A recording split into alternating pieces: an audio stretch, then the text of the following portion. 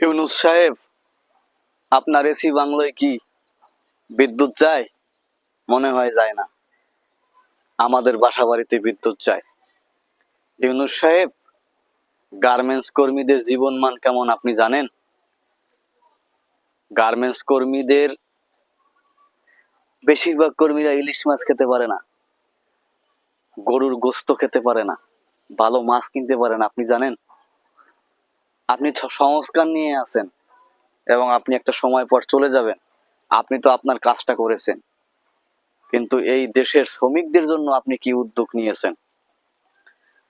একজন মানবিক কর্মী হিসাবে, একজন খেটে খাওয়া মানুষ হিসেবে আমি তো আপনার কোনো উদ্যোগ দেখলাম না। এই ভিডিও যখন বানাচ্ছি, কথা যখন বলছি, 31/10/2025 শুক্রবার, এখনো অনেক গার্মেন্টস শ্রমিককে তাদের পাওনা দাবির জন্য, বকেয়া বেতনের জন্য রাস্তায় নামতে হয়। তাদের জন্য আপনি কি সংস্কার করে গেলেন? ভবিষ্যতে গার্মেন্টস শ্রমিকদের জন্য, উন্নয়নের জন্য, তাদের স্বার্থের জন্য আপনি কি সংস্কার করে গেলেন? কি সংস্কারের উদ্যোগ নিলেন? আমি জাতির পক্ষ থেকে জানতে চাই। সকল শ্রমিক ভাই বোনরা ভিডিওটা শেয়ার করবা, তোমাদের মতামত তুলে ধরবা।